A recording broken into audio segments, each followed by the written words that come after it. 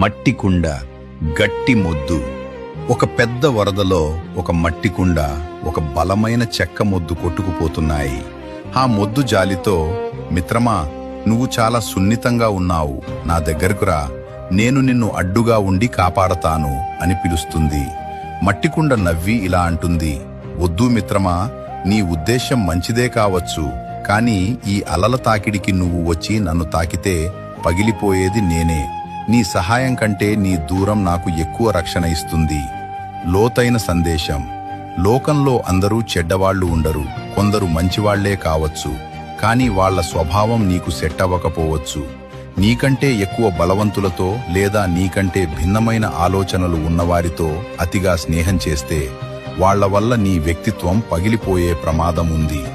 ఎవరితో ఎంత దూరంలో ఉండాలో తెలుసుకోవడమే నిజమైన తెలివితేటలు.